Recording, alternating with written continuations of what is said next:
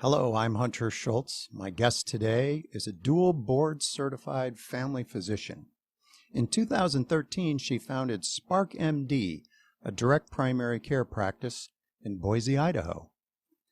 The author of Sparks Start Fires, a guide for dreamers who are also doctors, she's also the president of the DPC Alliance, a grassroots nonprofit organization for direct primary care physicians. Welcome to the show, Dr. Julie Gunther. Hi, thank you for having me. Oh, it is a pleasure. And right off the bat, I have to congratulate you on the new book. Thank you.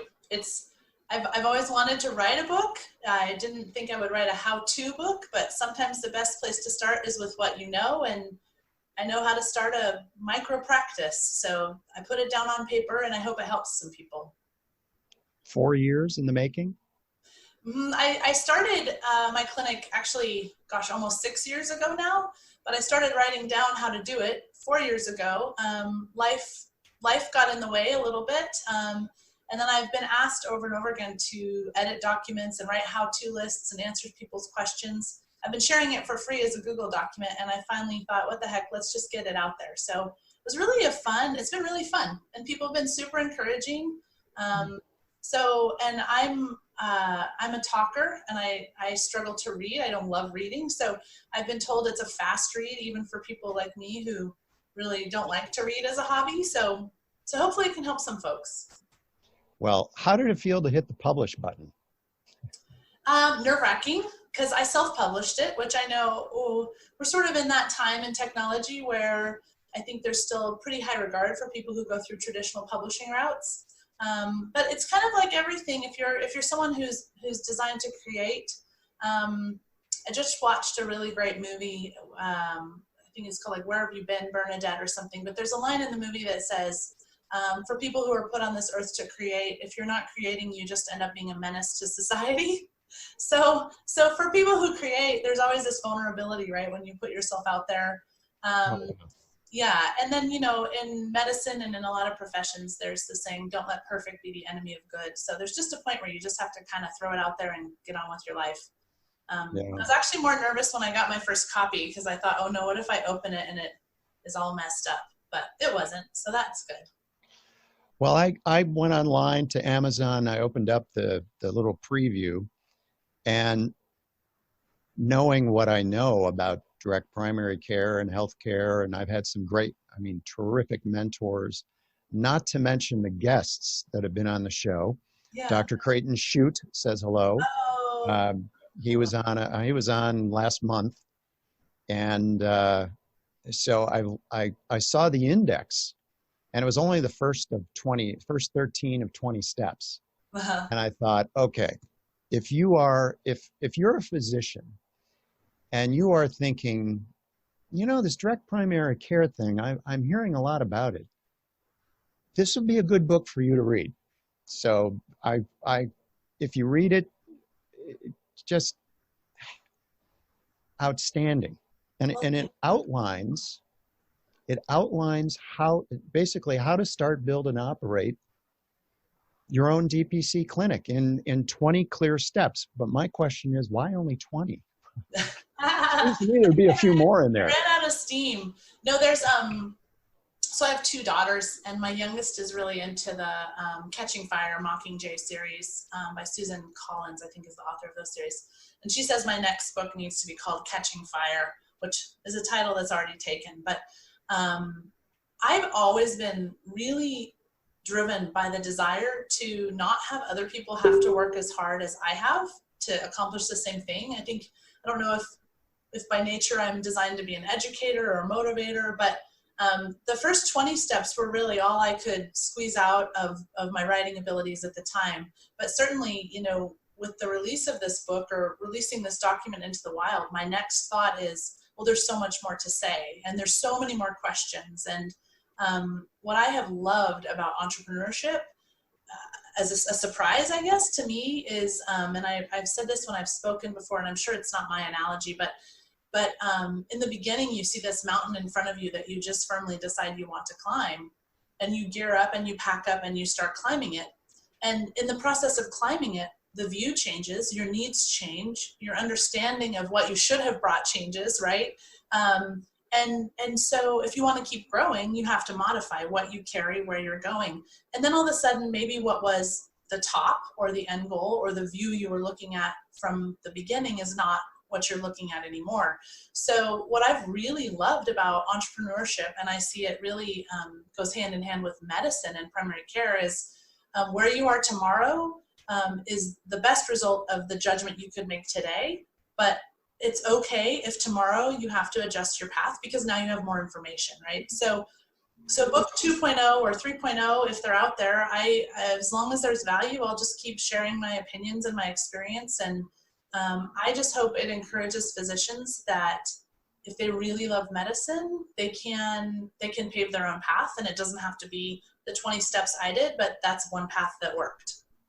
Well, if they're starting from zero, you know, they've heard of it, and now, of course, we have COVID-19, which is making a lot of them go, whoa. Yeah. It's blowing through so much. But out of the 20 of those steps, which was the toughest for you? How did you overcome? What was the toughest, and how did you overcome it? That's a good question. So I'm thinking, hard work. That's why so few of us do it, right? I've never been afraid of work. I'm a workaholic. Probably, maybe it's a Schultz thing. I don't know. We were speaking beforehand how my maiden name is Schultz. So the hard work isn't there. I also have learned that I'm super risk tolerant. Like I don't like being wrong, but it doesn't bother me. So, this is very strange to say because I'm in a very different place now. I think the hardest thing of all of it wasn't believing I could get a bank loan with $200K in debt. It wasn't believing I was going to buy the building I bought that looked like a mortuary for real and turn it into something beautiful. I wasn't worried about financial ruin. I wasn't worried about selling our house. I wasn't worried about leaving my job. None of that stressed me out. The hardest part probably, and I knew it was right, I knew it had value, but learning how to assign the value to it and ask for it.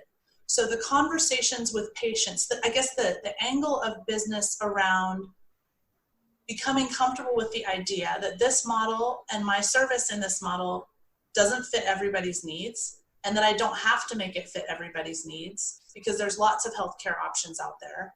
And that there are people who want me as their physician or as their provider who don't want the business model of direct primary care. So I want you, I love how you've helped me, you've been my doctor, but I want you to take my insurance. And it sounds strange because that's something I've become so comfortable with now, but learning that I as a physician and a businesswoman can say, this is what I do, this is how I do it, and this is what I ask to be the person who provides that for you. And I'm not sure what step that is in there, because a lot of this book is really pragmatic, but that transition is incredibly empowering and very hard. It's within the culture of being a physician. Very, very hard to say. I'm really comfortable with this is all I can do, and I do it well. And if you want to be a part of this ride, here's the terms. And if not, great, that's okay. Well, I think a lot of doctors will take encouragement knowing it can be done.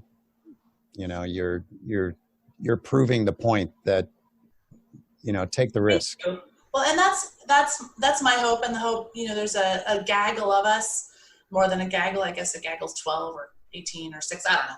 But there's a group of just fiercely independent direct primary care physicians that have organized in the Direct Primary Care Alliance, and it's my privilege to be president for this and next year.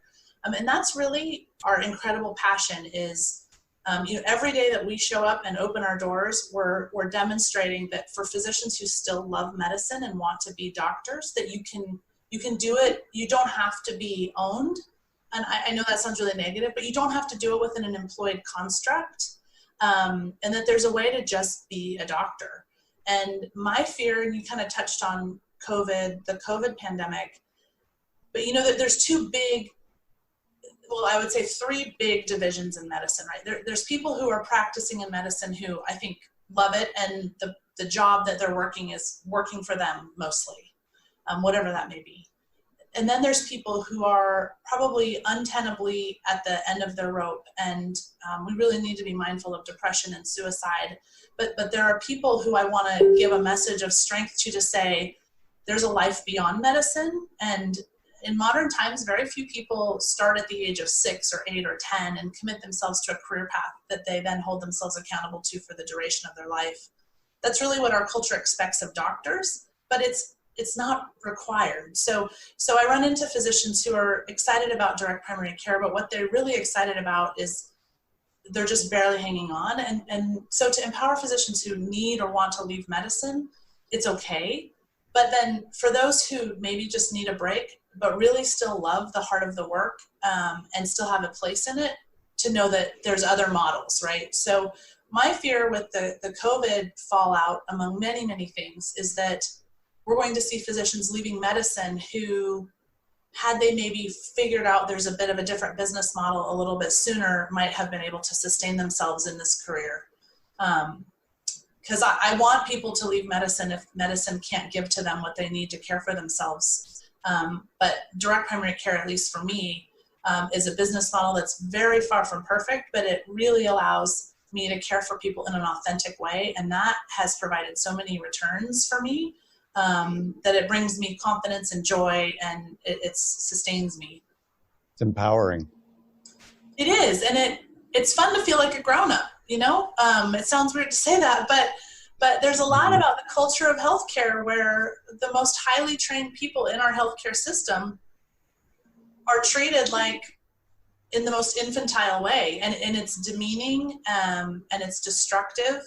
And what's most crazy about it is we have incredibly capable, incredibly tough, incredibly smart people who are in this really strange culture of abuse. You know, my colleague Kenneth Richter, a couple of years ago, he's a DPC doc, he called it Stockholm syndrome, basically, for physicians, that, or the golden handcuffs or whatever, but sometimes the thing you know seems okay until you're out of it, right? A lot of us maybe had a bad relationship here or there in our lives, and it didn't seem bad when we were in it, but when you actually get in a functional one, you can look back and go, what was happening? And I think that's very much happening for a lot of our medical providers, and they don't know there's an option. They don't know they can date somebody else. You brought something up about ownership, and I'm thinking back to something that I put in my book, which I'm now in Kindle Create. So I'm right behind you. And that's the title of the show, actually came from the book. The book is called Winning Healthcare Food Fights Without the Mess. Yeah. So now it's in Kindle Create, and I'm going through. So hopefully this month it'll be done, because it's been about 2 years. And so one of the things that I mention in the book is how important it is for you as a patient to own the relationship with your physician. And I explain that by saying, look, if you and your doctor in the exam room, that's the core of great medicine. And so you don't own the doctor, obviously, that's not the point. But by paying direct, the doctor's working for you. You know that. They're not working for a third party. They're not working for someone else. They're there for you totally. Could I rephrase that differently? Or could I refine it differently? Or could I just refine that from your perspective? I haven't gone to press yet, but it really is about the patient and the doctor working together. And then you invite, whether it be a cardiologist or a genetic counselor or whatever it is that you, the patient, needs. It's between you and your physician. And your physician is the one that's guiding you and providing the expertise. But it's getting to the point now where, who are you working for? Yeah. That's the danger that I see. And that's why I put in own the relationship under the guise of DPC. I think and I've been a part of that same conversation for a number of years, and I have been reframing that, and here's why. I think if direct primary care does what it's absolutely most capable of doing, it is capable of dramatically restoring our healthcare system to something that serves patients better and serves physicians. And so in the process of educating about what we can do, I am always trying to be mindful that there's a ton of doctors that are my colleagues and my friends who are working in the traditional construct. My desire for service, the integrity with which I cared for patients, my incentives, my clinical thinking are not different in this model. I do not believe I ordered a CAT scan in the employed model because I knew I'd get, or they'd get more money. Like I know people say, oh, there's disincentives and you're not aware of them. So in a long-winded way, I try to make sure that when I'm talking about why direct primary care is valuable, I do so in a way that doesn't ever imply that physicians working in the system aren't as good. Because the physicians and the providers, many of them are every bit as capable and ethical and hardworking. They're just encumbered by a business model that doesn't fully empower them to serve people the way they would if they had more time. So one thing to think about, one thing I've been talking about is we have sort of this wave of consumerism over the last 10 years that makes very sexy using your dollar for good. So I think of brands like Tom's shoes were very trendy for a while. Why? You buy a pair, they give a pair to someone who doesn't have shoes. I think what we hear about Costco all the time, really, really upstanding brand, known for paying its employees very well, keeping employees on for a long time, having great benefits. We think about what happened with Hobby Lobby, and not to get into a huge controversy, but they took a strong stance on what their insurance would and wouldn't pay for on behalf of their employees, and some people chose not to spend their dollar there. So across the board, we've seen this shift in consumerism where some people have said, I'm going to spend my money here because I believe this company uses that dollar for things I believe in. And now you can do that in healthcare. So in terms of taking on ownership, what I want to say is that if people are supporting the local grocer and the local coffee shop, and they feel very strongly about spending your money locally, and they feel very strongly about putting your money in a place that makes the world better. With coronavirus right now, a lot of people are sewing masks and speaking up and applauding healthcare providers all at the same time. Well, one way you can applaud healthcare providers is spend your money when you can control your dollar on a small independent healthcare provider. Now, if that person or that clinic doesn't serve you as well as the local hospital clinic does, then you should go where you're going to get the best care. But just because a physician doesn't work for a hospital doesn't mean they're not an amazing physician. And in fact, many of those physicians are, some of our DPC doctors were professors at Duke. I mean, most of the direct primary care doctors in the US right now are not sort of doing this because they couldn't thrive somewhere else. They're some of the top physicians, primary care physicians in the country in terms of clinical acumen. So a long-winded way of assuming ownership is not just to say, if you pay your doctor, then they only serve you, because I would argue I've always only served my patients. But the more directly you use your dollar, the more efficient, and I would say explicit's the wrong word, but even within healthcare, you can make a change by being conscientious about where you spend your money.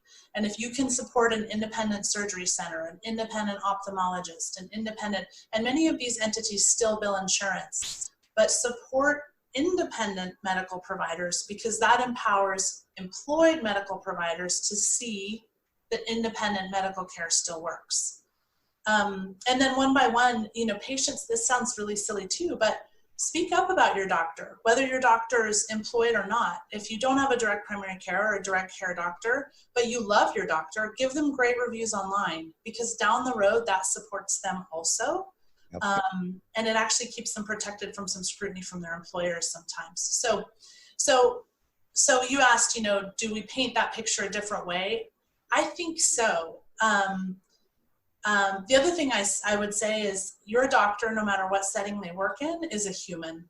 And what really needs to be understood is that your human provider is very likely having some very human experiences in an abusive employment situation. And what you see is that they're late or they're cranky or they didn't take time for you or they called you back to discuss your lipids that were normal face-to-face and you got a bill. But these things aren't your physician's choice, they're the system's choice. So also looking your doctor in the eye and saying, I've loved you, you've provided such amazing care for me for 10 years, and the last 2 years have been terrible. You seem unhappy.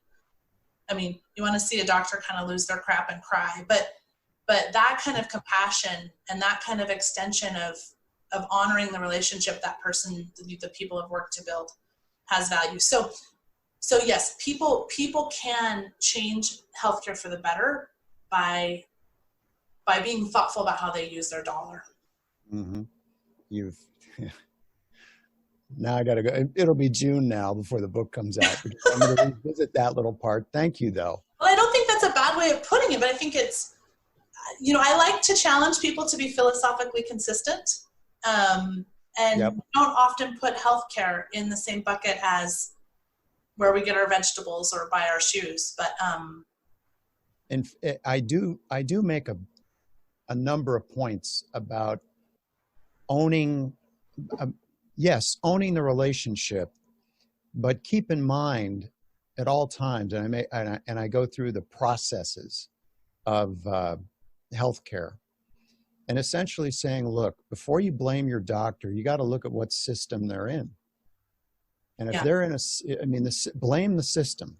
That's the first thing. If you're going to blame something, look at the system first. Yeah, and I think you can gently, but you can, and I'm to the point where, at what point do you start to hold people accountable who work within the system for the system's failings? And that's because many doctors don't know different. There's fear, there's debt. But, one other thing I think about, an analogy maybe is, and I see this, but when your kid's flunking school, do you blame the school or do you start with like, what's going on with your kid? And what I mean by that actually not is about the doctor, but is about the patient. When your health condition is not so great, is it the teacher's fault? Is it the doctor's fault? Maybe sometimes, I've had my own health events. I've been stuck in the quagmire of healthcare administrative nightmare as a patient. But in terms of ownership, where patients can really take ownership is help your doctor by log on. If they offer you an online portal, use it. If they have a phone that says, please press 2 for refills, use that.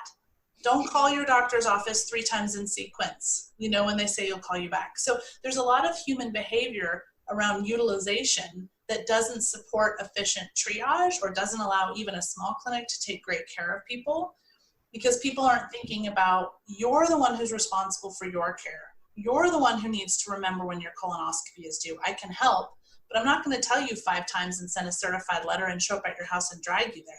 So you're responsible for your medication refills. So when there's 3 pills in the bottle, call me instead of none. And then you're upset that we can't transition it in less than a day.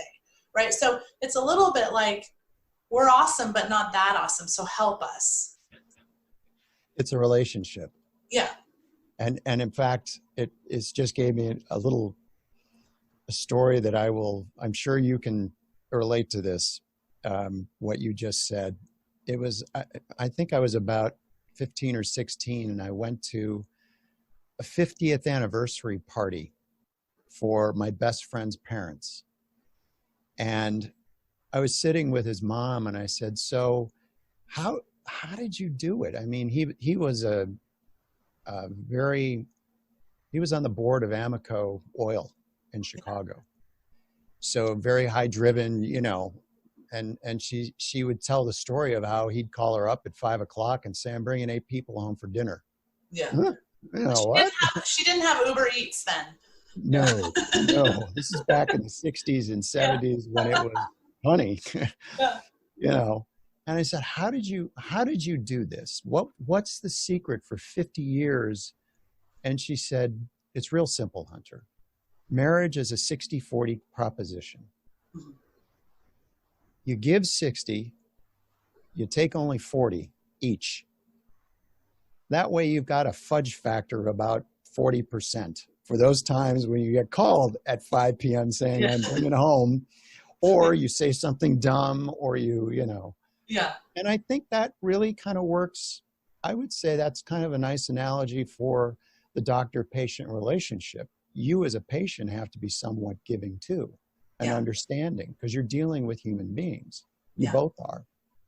And it, by its nature, the relationship actually, I believe, is supposed to be mutually restorative. And that is what has really been stripped out of it as we put up more and more and more boundaries. Don't talk about your kids. Don't talk about your life. Don't talk about yourself. Don't let anyone have access to you after hours. It's in it, like boundaries to the point where, you know, people will say, my doctor's like a robot. Talk to the hand. Yeah. And doctors even are very fearful about opening that relationship up because people don't know what a healthy professional relationship where I get to act like a person too. Interesting sort of story, not story. I terminate care with people for 3 reasons. If people lie to me, because then I can't keep them safe. If people are mean, and I usually give people a chance on that, but unkindness wears on me more than anything. And then if people don't pay their bills for a sustained amount of time, because then I can't stay open. I have a lovely, lovely patient who I've taken care of for quite some time, who's a very gruff human, and it's the nature of the business that they're in. And yesterday I just sent a real abrupt, kind of rude, entitled, short email to my private email, which is for emergencies. And it came through first thing on the day that I try to take off for myself. And this person's done this once or twice before, and this person feels really terrible. They've gone to an academic medical center who said my workup was awesome and they can't figure out what's wrong either. And that's such a terrible place to be, right? Like, sorry, even the experts don't know what's up. And by the way, you can't come back because we're in the middle of a pandemic. And so I thought about it and I just responded and I said, compassion is a form of compensation for me. And I need you to treat me the way I treat you. And in 10 years' time, I have never treated you unkindly. I've been infinitely patient, and I've, gone very far beyond what most of us would expect. So most doctors, I think, wouldn't do that, wouldn't say that. And then the patient responded this morning and said, basically, oh my God, I'm really sorry. I was having a really bad day. I lashed out. You're right. I'm sorry. And that, and it's a he could have been like, go pound sand. Right. But it cleaned things up for me. Now I'm not harboring any difficult feelings the next time I offer care for this person. That's what sometimes starts to create a therapeutic relationship, is the ability to say, I understand you're suffering. I understand you don't feel good, but you don't get to come and poop all over my universe because of that. I'm working and I'm doing the best I can, but the disease you have and the problems you have are not something I created. I'm merely here trying to stop the train from barreling down the tracks. And I think extending that kind of thinking to more and more physicians and those kinds of relationships starts to make this job better for everybody. So if you could tell your younger doctor self anything, what would that be? I'm just going to be real honest. And this is not so good. If I knew what I know right now and felt every bit of how I feel right now, I wouldn't choose to be a physician. And that's probably not what you wanted me to say, or not what people want to hear. No, I've been hearing, that's a trend that's disturbing. And, both of my children don't want to be physicians, and it's nothing I've said. Although this will show my true side, right? This will show your audience the real me if you don't edit this out. I feel the same way about choices I made when I was younger. I didn't party. I didn't do drugs. I didn't have a lot of sexual partners, hardly any. In hindsight, if I could go back, have no drug problems, no arrests, and no STDs, I'd have way more fun.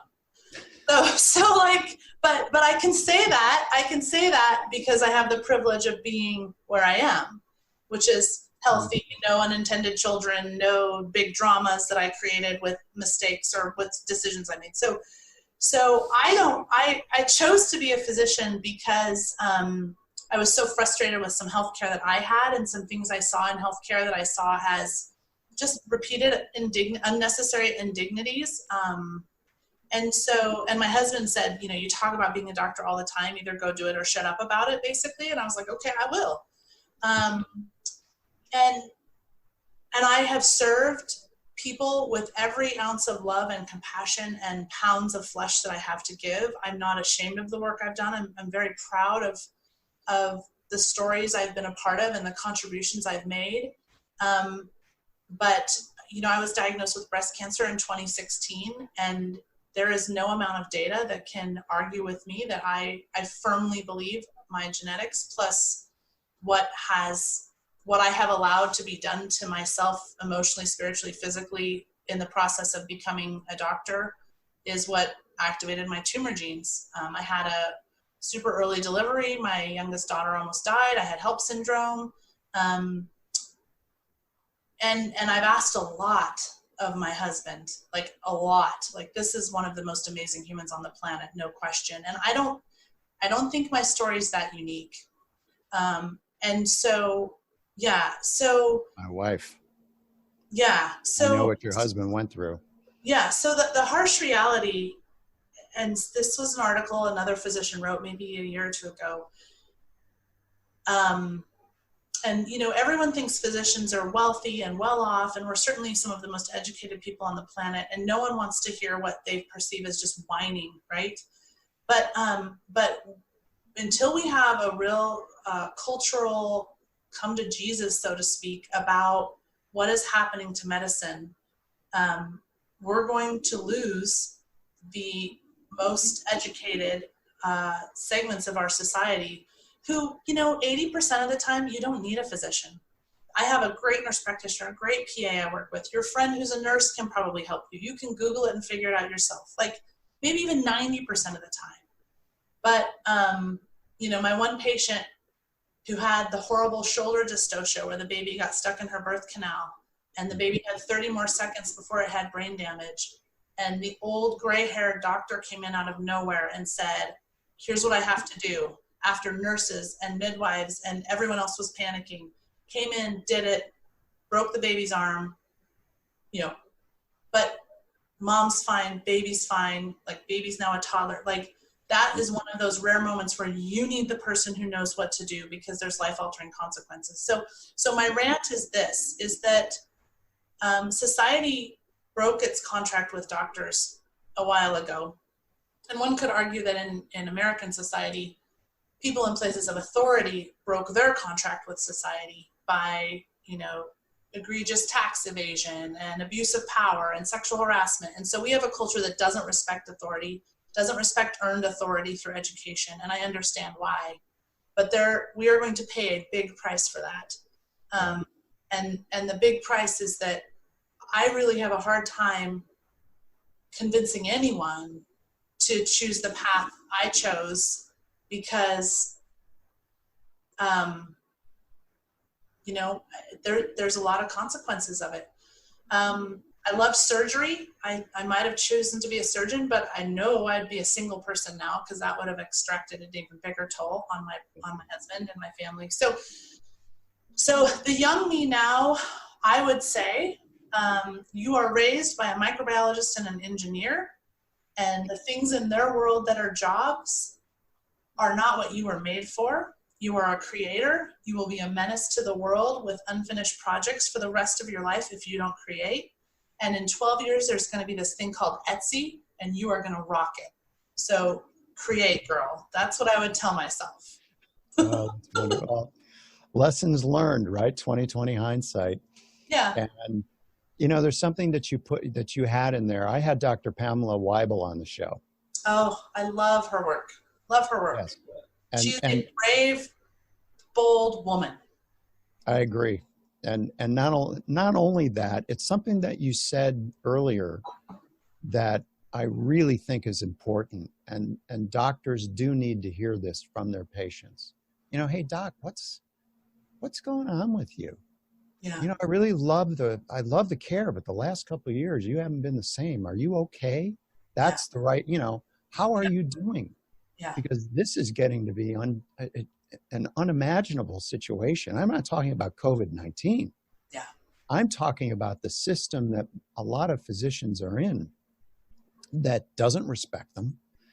It's certainly not enabling them to do what they put up with for many years to get to, having an MD and being a practicing physician or DO. Yeah. They're not living their purpose. Yeah. And I have two thoughts on that. One is my real struggle was I never got to the point where I felt like I could look at patients and say, this isn't my fault. Because I thought, I have the license, I have the highest degree, my name is on the door. How do I then say my name's on the door, but I don't have any control over any of this? That was sort of one of the deal breakers for me. In the little book I wrote, I also have all these patient stories that I call my dominoes, and I've written them all, and I've been hesitant to share them because they're not 100% my story to tell, but it was just patient situation after patient situation that I finally just said, ethically, I can't stand here and be any participant in this because I can't control it. So I'm allowing it to happen. But the extension of compassion to physicians is so much more restorative. So I would never have said, and I'm total Pollyanna, optimist, idealist. Like my mom and dad, when I said I was going to start this business, my mom said, you're going to give it all away. And my husband said, you have to promise me you'll bill people, minimum, you have to yeah.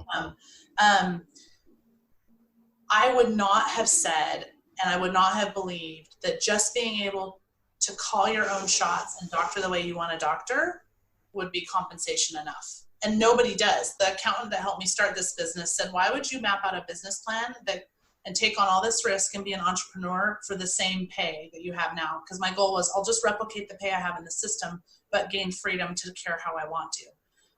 So to a certain extent, we need to be savvier business people and actually work on what our financial worth is, because we've got kids who want to go to college and stuff like that too. But honestly, I have a stack probably this big of thank you notes and just little letters from patients. And I did a pap smear and someone sent me a fruit basket and said they'd never had a doctor be so kind and so gentle and just had an experience where it wasn't scary or threatening, so, and all of that for me has brought me so much joy. And so it comes back to just saying thank you, just articulating to people who serve you, just not being an asshole, but just saying thank you so much for helping my mom die peacefully. Thank you so much for your kind words. Thank you so much. I know you were running late that day. Any of that, patients need to understand that goes so much further than you would ever imagine. Oh, it's funny. This must run in the Schultz family because I asked my dad, who was a public speaker and a writer. He was an official U.S. Army war correspondent, World War II, an editor of Stars and Stripes. So he had a very distinguished career. And it was probably 3 or 4 years before he passed away, and this is back in the 80s. I said, Dad, what are you most proud of? Aside from your family, I know, okay, fine. The typical, parental, I'm most proud of my kids. And I said, professionally, what are you most proud of? And he said, you see that box over there? Go open it up and have a look. And it was a stack, and I mean the box was big, and it was full of letters. Yeah. Thank you, Dr. Schultz. Thank you for, a great motivational talk. Thank you for giving me, items to think about, the tools to become more successful, whatever. It's letter after letter after letter. And I got it. Yeah. I got it. It was something about he was living his purpose as an educator. Yeah. And I also asked him, if you could do it all over again, if you couldn't do what you did, what would you have done? Yeah. And he said, I probably would have been an Episcopalian minister. A few of my DPC colleagues are very beloved leaders within their religious churches. So there is an overlap, right? It's advocacy, Yeah. education, teaching, interpreting complex ideas and literature and making it apply to people's lives. So I see that, like, that makes sense. Oh yeah. Oh yeah. So my original desire was to be an Air Force pilot, which you want to do like a 180-degree turn. And my dad recently said, you know, did you ever think about the fact that you might have had to kill people? And I was like, yeah. He's like, that's super inconsistent with what you do right now, right? And I was like, you know what, I just wanted to fly really fast. And at the time I was super fit and I loved it. So anyway, I have a lot of interests, but I have changed in my understanding. I was and am raised by people who are planners, who are mathematicians, who are very exacting, and being a polymath, which is what I am, or a Renaissance person, I'm learning is a little bit unusual, and it's totally the black sheep thing to be in a family of linear thinking, scientific engineer types. I should show you, but my team gets me. My nurse practitioner gave me this, and this was one of the sweetest things anyone said to me in a long time, and it has reframed my own concept of myself. She said, I got this sticker, and the first thing I thought of is, this must be what Dr. Gunther's brain is like. And I'll see if I can show you. Oh yeah. Okay. And until very recently, having that kind of brain was not something, even within medicine, right? Like having a brain that is just full of ideas and interests and varied abilities and is not necessarily valued, right? Our primary care workforce, some people think it's the hardest job in medicine, and I have always appreciated when specialists have said that. And some people think we're just kind of flaky and weird, right? I don't need to be the best at anything. I love being really good at lots of things because I get bored really fast. And that's why primary care has really suited me. And I love people, even though they aggravate the crap out of me sometimes. I still really love people and I love stories. And I think that's the recipe for a great primary care physician. And when you get to have those stories and those moments and have time to think creatively and have time to solve problems, that's where medicine is restorative. You just said something. It reminds me, Dr. Lou Hoffman, who was a White House physician, told me the reason he loved family medicine was the fact that it enabled him to put on his Sherlock Holmes hat. Yeah.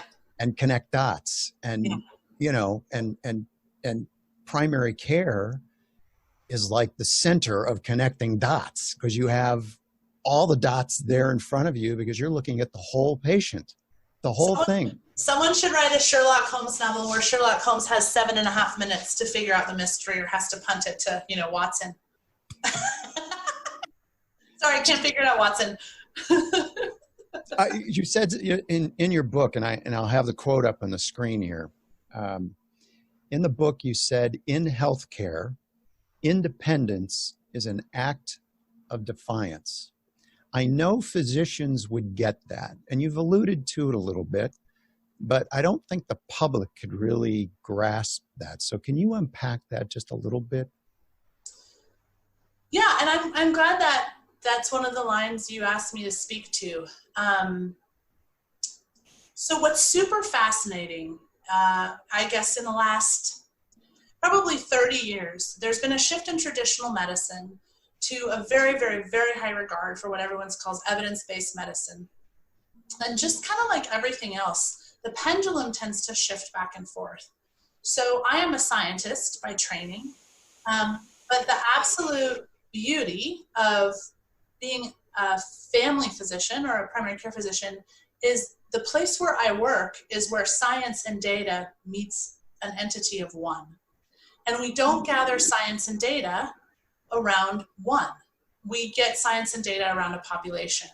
So to be a really great primary care physician, you have to be able to take in the data, what we know about the masses, what we know about the population, what we're told we should do, what the standards are by a sitting board of declarative scientists who don't take care of people, right? You have to take all that in, and then you have to have the confidence or the independence or the stubbornness or all of the above to either say to that individual, with all of this, here is the best recommendation, or with all of this, I'm actually going to recommend to you, we don't follow any of that. And here's why. So making an independent decision on behalf of an independent patient sometimes means that that primary care physician stands directly in front of all of what we're supposed to do and says no. Because, and that's our job, and that's kind of fun, but you have to have crazy confidence to do that.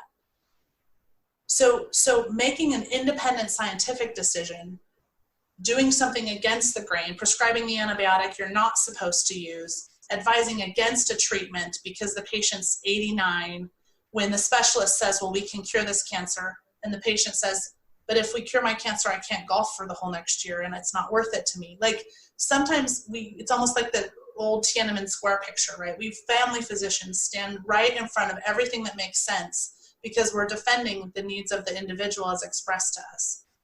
In the same way, and to do that, you have to be supported as a physician. You have to believe that everyone you work with has your back, believes in you, believes in your training. And in an employed environment, everything is questioned. Will you redo this note? Are you sure? No, I can't give you more than 15 minutes. Why do you need to see Mr. Jones again? Why did you send that medicine in? We need a prior authorization, right? So saying no, saying we're doing it this way because this is what's in the best interest of this patient, this is what I would want for myself, becomes an act of defiance. And the biggest way a physician says no is when they say, not only am I not going to be employed by a big system, but I'm going to be employed by myself. And actually, the business model that I've realized for me, that's the simplest, the one I believe I can create and sustain, the one that allows me to take care of people on my terms in their best interest, is saying no to third-party payments. It's saying no to the entire model that most of our country buys into, because this model is hurting people. Yeah. So what's so funny is we've been called, like, direct primary care doctors have been called evangelistic. And it comes back to that bad relationship thing. You don't know how bad it is until you stepped out. Sort of like my obese patients who get fit and they're like, not even the old me could convince the new me how much better it is. Like, so independence, making independent decisions, making decisions that go against the grain because in your heart you know that's the right thing to do, they defy what we're supposed to do.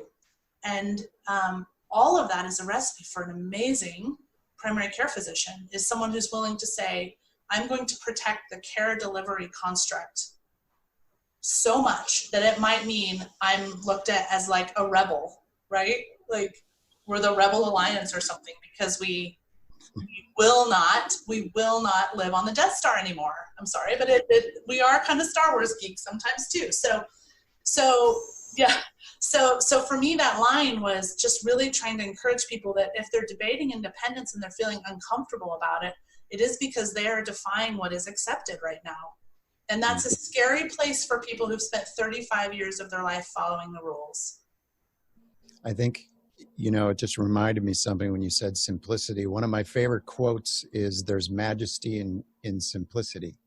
Yeah. And in fact, in your book, one of your quotes is, and I'll put it up on the screen, what if we could really simplify the delivery of routine medical care?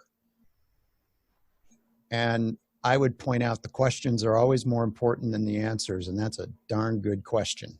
And I clean that up. Yeah. Because I would emphasize the fact that when you get down to it, because it's so simple, more people can understand it and grasp it. And what you're doing is you're doing effective medicine. You're doing what's right first. And then the efficiency maybe comes along later. I get decided that caring for people is supposed to be efficient. Like, so I'll do the other analogy I'll use. Is parenting supposed to be efficient? Like, we're not like, you need to be a more efficient parent. You know, like where you need to be more efficient pet owner. Like, where do you care for a living thing that any of us believe that efficiency is a standard? You know, we use factory models in healthcare and no one questions it. And then I stopped and I was like, the whole point of a factory is their end product doesn't vary, right? If your end product is not a variable, then you want a factory. But my end product isn't variable. Humans, I never hope any of my patients are exactly the same. And so you can, systematize supply ordering so I always have what I need. Systematize how the rooms are stocked so I can find everything. Systematize the rotation of the nursing staff so we always have someone in-house who knows how to start an IV. Systematize the physician schedule so we have great call coverage and we can plan our own lives, and on and on and on. But you can't systematize anything that happens in the interaction between two people because you don't know which direction that's going to go unless the patient is acting like a robot. Like, do you have stomach pain? Yes, I have stomach pain. You know, like, but that's not what people do, right? So anyway, sorry to interrupt, but what was so exciting to me is to say, if I could do whatever I wanted, if we could do whatever we want, what do we need to actually provide medical care, primary care? And I decided, my brain, a willing patient with a need, and maybe my iPhone, because I really like UpToDate as the academic resource to help my brain. But I was like, but I don't even necessarily need that. And that's it. So that's it. So build that. Yeah. The only procedural thing I probably would add into that would be time. Yeah. With the patient. And also you time. You gotta apply some malpractice. So as a malpractice, now you need money because you got to pay your malpractice. But I mean, and state licensure and all that. But really, in terms of if you look around, my big thing being employed was I looked around and I thought, I'm paying for this. Like, a portion of my salary and my patients' payments are paying for all this. And is any of this making my ability to serve my patient better? And it wasn't. I get it. Plus, I'm really cheap, or I like good deals. So I got really mad. It's like, this is a lot of money here, and it's not doing anything good. I could spend it on craft projects. I'm Dr. Julie Gunther is on the show today, and I have an observation. And that is, on my Twitter feed, and COVID-19 is driving a lot of this. There are a lot of frustrated physicians out there, and they're venting. Mm-hmm. And with good reason, because they're getting hammered. I mean, the whole system is getting hammered. And one of the things that I find, it's maybe it's a little bit of a dark humor, but these are doctors in the old system that are absolutely freaking out over telemedicine. They're exhausted from telemedicine. And I'm thinking to myself, well, duh, you've got 2,000 or 3,000 patients in your patient panel, and no wonder, and they're all calling at once. Yeah. Versus, meanwhile, the DPC community is doing helpful YouTube videos and doing telemedicine and doing Facebook Live chats and all this without a fuss. Imagine that. Yeah. Isn't that the kind of doctor you want? I want a doctor that's happy, that has a clean brain and has the ability to meet me in the space where I need care with her or his full capacity, right? I want a restored, fully able human, because I know in that moment that person's going to be able to give the best of themselves to my need. But I also know, and I have, as a physician, I have a little bit of a privilege, but I also know when to not utilize that person's intellectual expertise. But yeah, it's interesting how I don't fault my colleagues, but I kind of do, like in the sense that, traditional healthcare still uses fax machines. Traditional healthcare is so tied up and worried about HIPAA that the notion, and fax machines aren't, like, how are fax machines private? I mean, come on now, but no one wants to talk about that. but the notion that just pick up the phone and call your patient. You know this person, they're in distress, they have a question, call them. You know, and I have to be honest, there's no compensatory mechanism for all of those models of care. So I don't think my colleague's primary hesitation is, hey, I'm not going to get paid for this, but it is I can get sued for this, and I'm uncomfortable because I've not done this before. I don't have vital signs. I can't touch it. I can't listen. I can't feel it. And when you've only interacted with people in that model, you grow, I think, with a false reassurance. You lose trust in your own clinical acumen. That really, there's very good literature that supports the vast majority of the time, the answer is within the patient's story. So remembering how to have a conversation where you evoke the proper questions and answers over time, and then having the ability to trust yourself and to trust that patient. So telemedicine is really easy when you have the confidence to say, I did a telemedicine visit. I'm on a national platform right now just filling in, and I did a visit today with a gentleman that I had to say, look, you've told me this one specific thing. We are now outside of the realm of family medicine. You need to see an eye doctor immediately, and I'm going to help you, and here's why. But I went on a walk with my friend who's an internal medicine doc who's in the system, and when he was talking about doing telemedicine, he said, he's saying to me, what do you do if this patient's sick? What do you do if you don't know their medicines? What do you do? And I said, you get online, you look at a person, you listen to what they have to say, and if you are uncomfortable, doctor person, you say, I'm really uncomfortable, this could be serious. And again, going back to earlier in the conversation where physicians have lost the ability to feel empowered to speak their mind, right? There's a lot of problems we can't solve or you don't have to solve. And when you spend time with people, you realize that just telling people, this is concerning to me, you need to go to the ER now, I'm sorry, or you need to do this. I have to tell people, oh, thank you, I thought so, I was worried too. But until you bridge that gap. It is, again, I don't want to ridicule amazing, intelligent, hardworking professionals, but it is pretty silly when a grown-up is panicking about a phone call. Well, I think it occurs to me that direct primary care's advantage is that, you're not doing 7.5-minute visits. You know your patients. You know how they think, you know their environment, you know their, I had Dr. Rebecca Berens on who does 4th trimester care. Yeah. Which, that was news to me. What's that? Well, I learned. There's a huge gap in our healthcare system. It's a place where people really need help. And our system isn't structured to provide it. So she was telling me how important it was for her to go to the home and ask questions to the family. Yeah. And see what's going on, eyeballing it, just like family medicine was 75 years ago.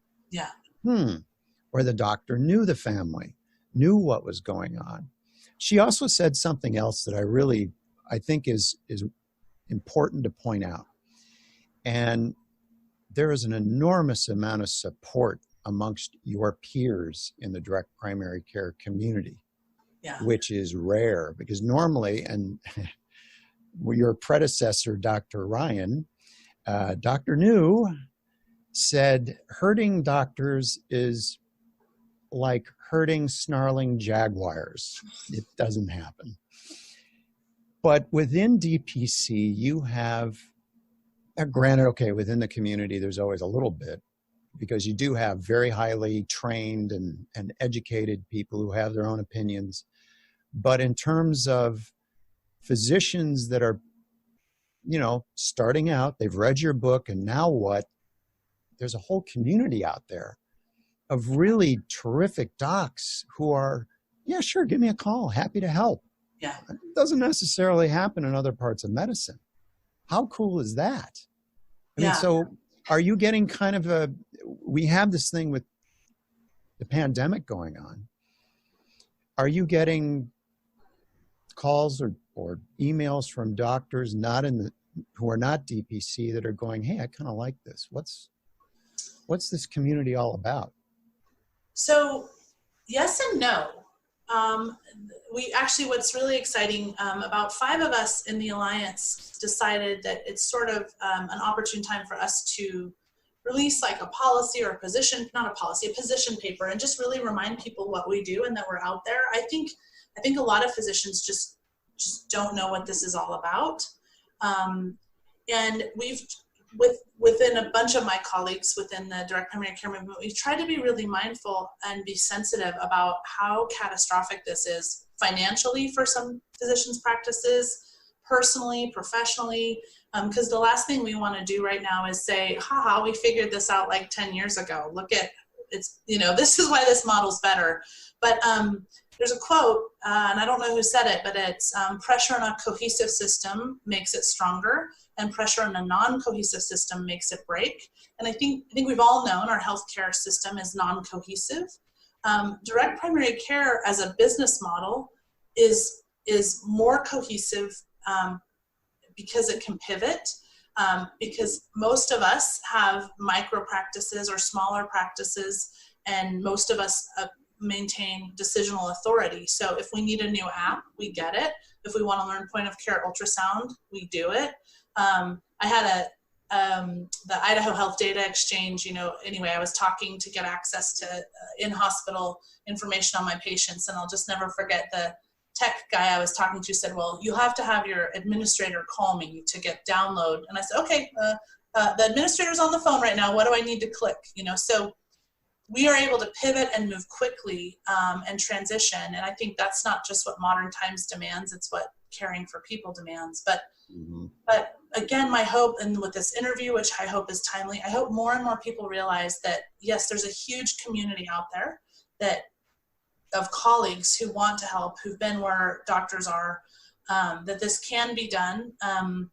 And, the DPC Alliance has created DPC University, and this is going to sound like a plug, but go right ahead. Yeah, for a while it was available only to our paying members, and we just decided about 2 months ago to open it up to everybody. So literally it is the mind share of like 30 of the top minds in DPC and their learnings, and I was one of the writers of it. It's got, sort of abbreviated segments that I elaborated on in my book, but it's all there. It's all free. Our entire membership is online. Every single person, Dr. Schutte had come forward and said he'd love to be a mentor.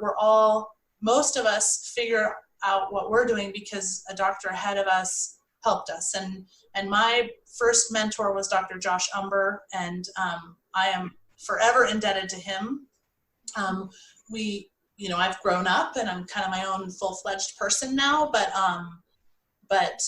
I wouldn't have, yeah. I mean, so we all kind of have a pay it forward mentality, which is intrinsic to actually the native culture of medicine and to the Hippocratic Oath.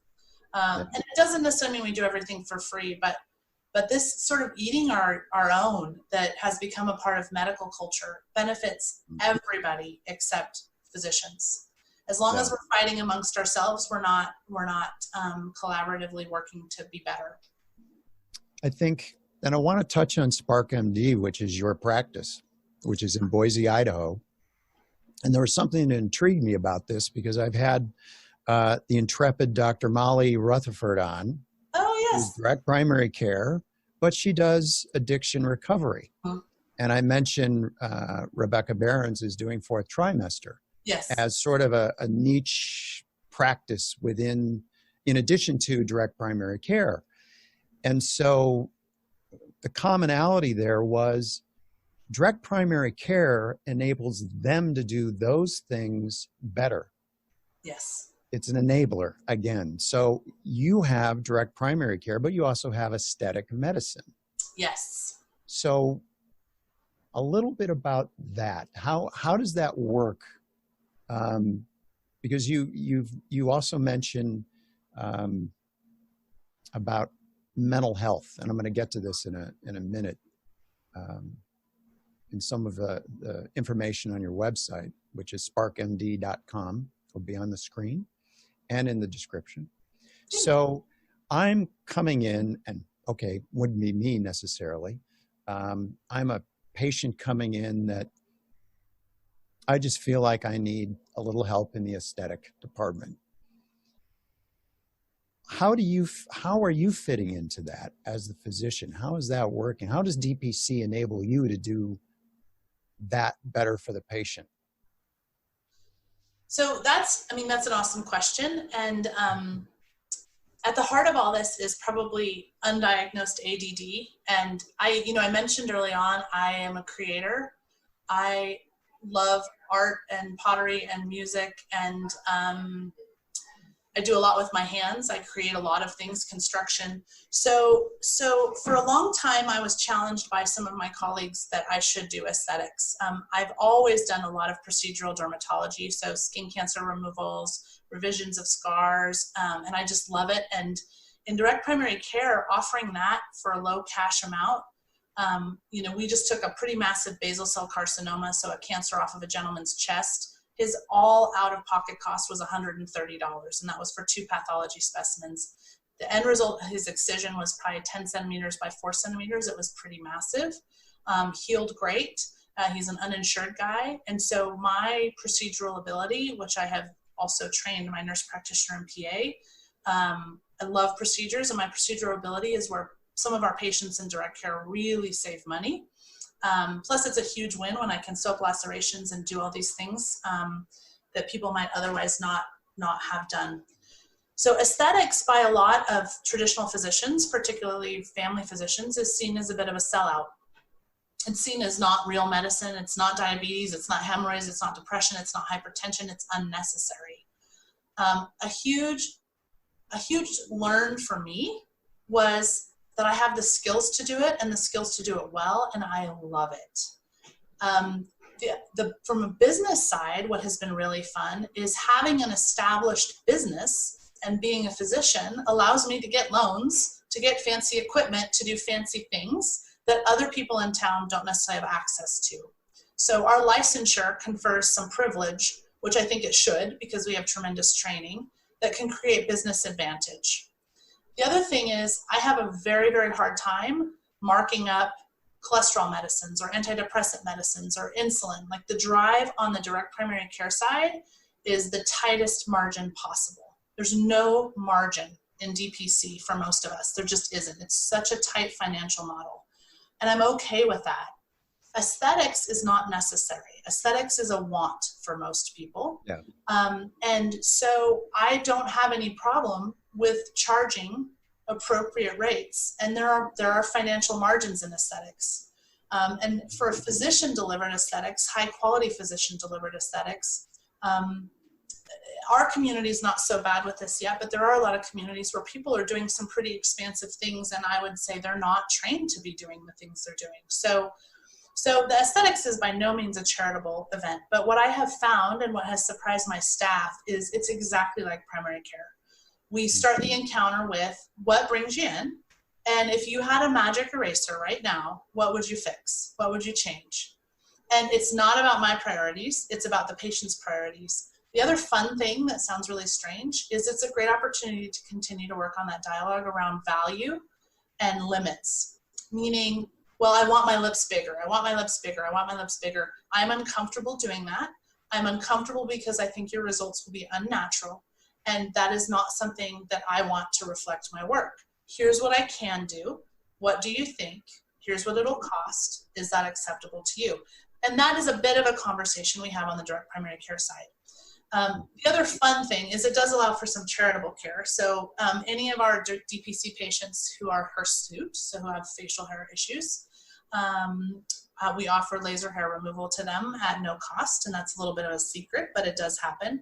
A lot of our young adults with recurrent hormonal-based acne, we have so many more options to really eradicate that.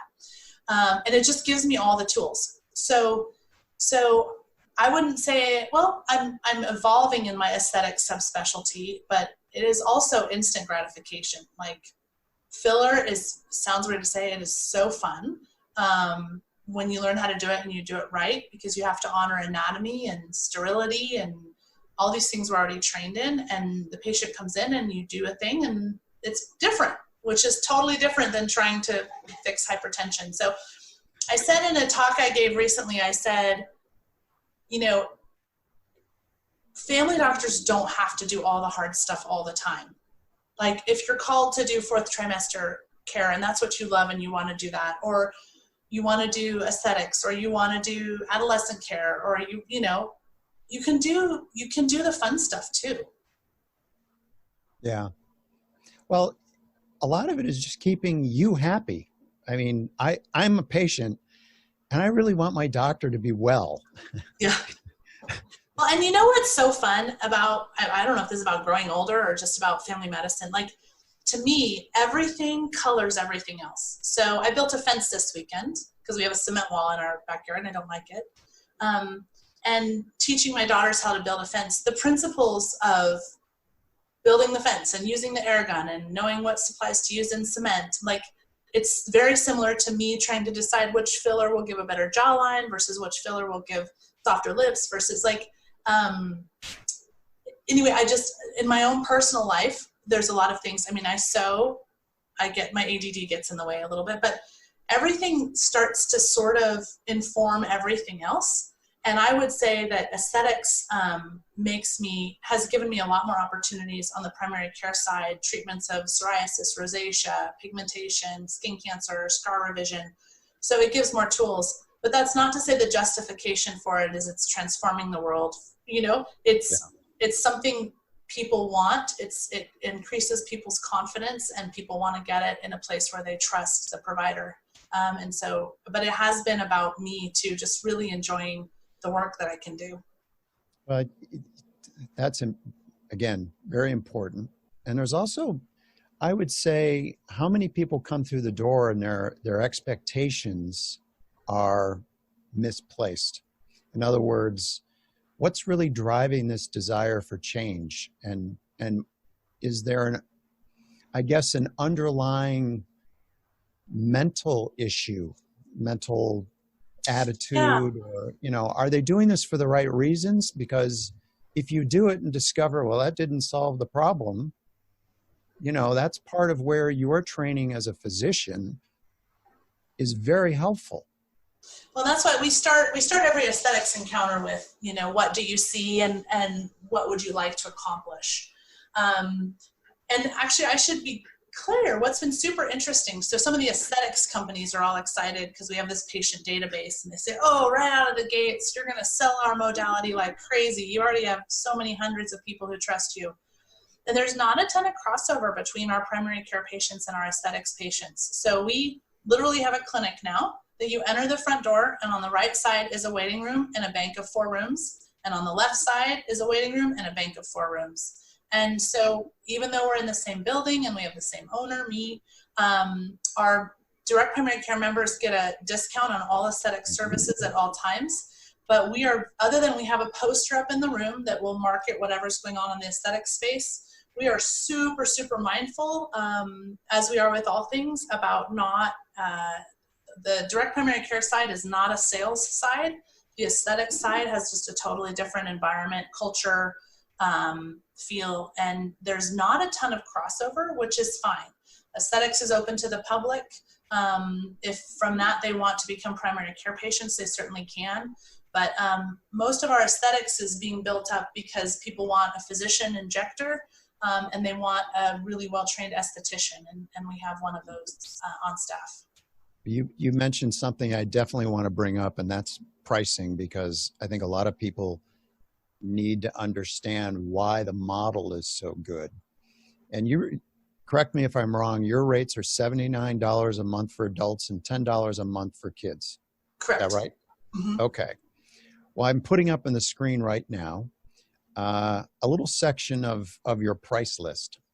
And I'm going to have both links to the price list and also your prescription medications, which you it's pretty amazing when you see how little those cost. But I want to point something out. Laceration repairs are $20 for stitches, $30 for glue. And it seems to me that an ER or urgent care clinic cost would be a lot more than that. Mm-hmm. Regardless. Well, ER would be over $900. I'm not sure. Urgent care, maybe $300 to $600. Yeah. 1 or 2 of those a year. If you play softball or hardball, you know, I'm Pete Rose. I'm diving into home. That didn't work out too well because I met the cleat. Okay. But I think there's something else that within this, there's complex care. It's up on the screen. And I did a show not that long ago about paying for COVID-19. Mm-hmm. And the show was about where are we going to find the money to pay for all this? Mm-hmm. And up on the screen, I want people to note that there's diabetes management, hypertension management, cholesterol management, and mental health and wellness. And I make the point, we've heard the term super users, which 5% of the population drives 50% of the spending. Mm-hmm. 20% drives 80% of the spending.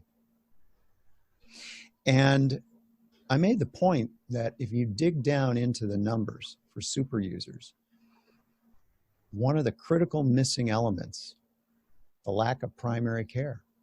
Mm-hmm. I mean, they may get a little of it, but they live in specialists and ERs. That's where they are. That's their home, so to speak. And so direct primary care, it seems to me, I said, look, and I did the math. If we covered everyone in the United States at your prices, mm-hmm. it was $248 billion a year. Okay.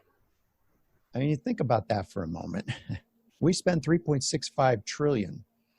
That $248 billion a year covers care. And a lot of the super users, not all, but a lot of super users fall within that. Mm-hmm. So I came up with a figure. I think it was a little over $1 trillion a year in savings. If everyone in the United States, wave a magic wand, had direct primary care, or let me put it to you this way. If we all had comprehensive primary care as delivered by direct primary care, mm-hmm. our costs would go down dramatically. Our care would go up dramatically. Mm-hmm. We'd have a lot less angst in terms of, this unknown that we have. And direct primary care is addressing some incredible issues. I mean, just diabetes management mm-hmm. alone. I mean, it's a big part of the solution. It is not the solution. It's a big part of the solution. Are you familiar with any other cost-saving numbers that people can go? Because people like hearing that.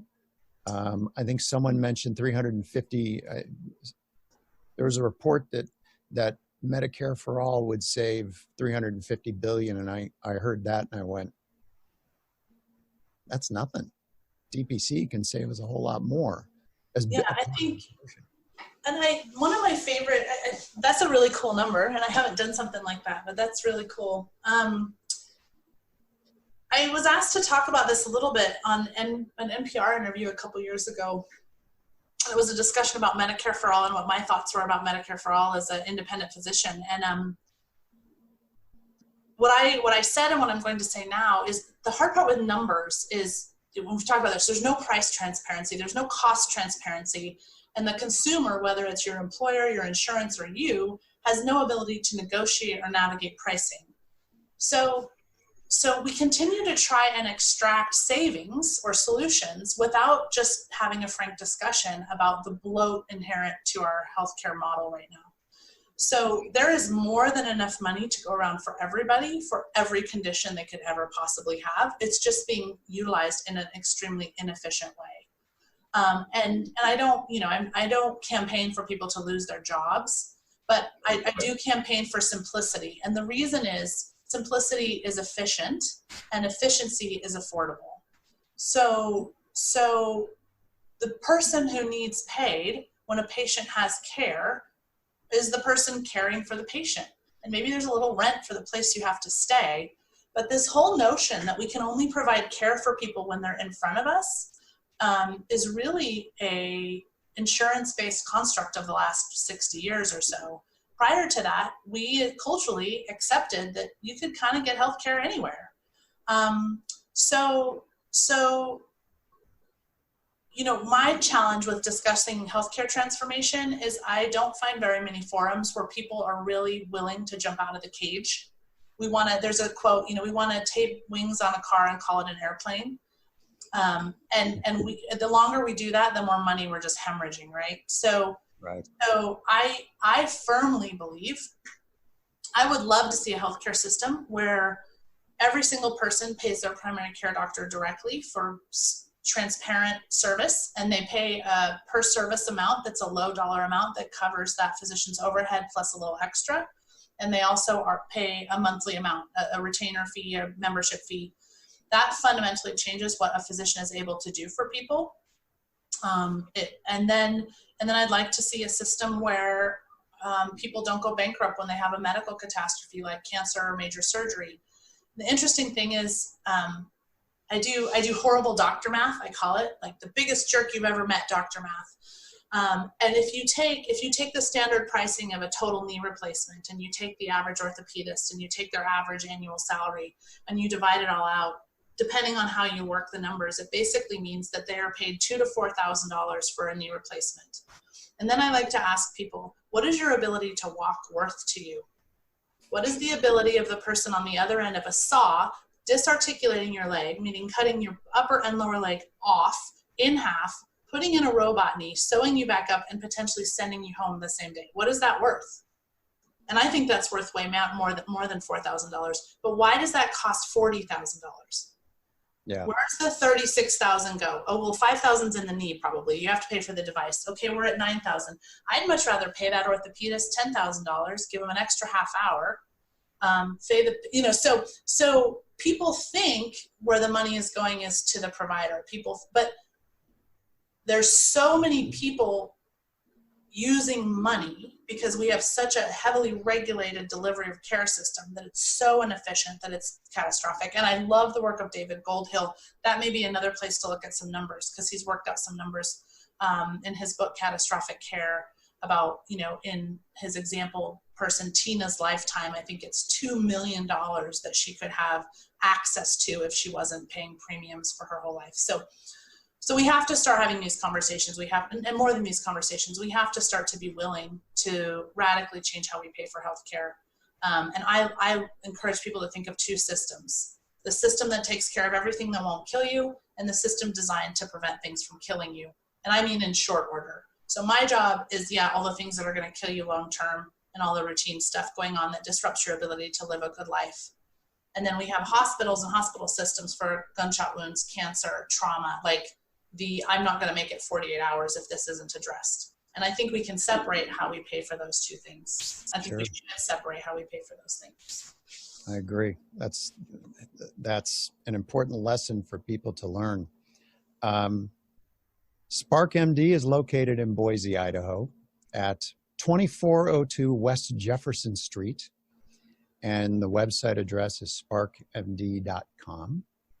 Dr. Julie Gunther, author of Sparks, Start Fires, A Guide for Dreamers Who Are Also Doctors. Great title. Thank you, and what a pleasure.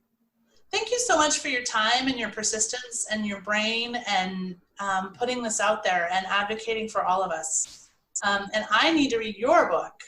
It's exciting. So I will send it to you I'm going to make some revisions because I've been learning, I've been doing these interviews with these great experts and people who have such a passion about things. Candace Lehrman, who's got a rare disease. She was on last week and I learned an enormous amount from her. So I am going to revisit a few things based on what I just heard today. The ownership of the relationship and just making sure I've got that nuanced correctly. Yeah. Or maybe not nuanced, but make it clear that this sounds harsh, but you can use this if it serves you. But in terms of patients, your health is your problem. It's nobody else's problem. But I mean, that may sound harsh, but I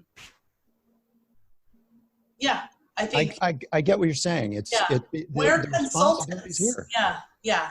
I see myself as an educator, advocate, and consultant who, with compassion, tries to offer people as many choices with the proper information as we can. But thereafter, it's the patient's role to make decisions and accept the outcome of those decisions, and to create a team they believe in. So anyway, I could talk all day, so could you.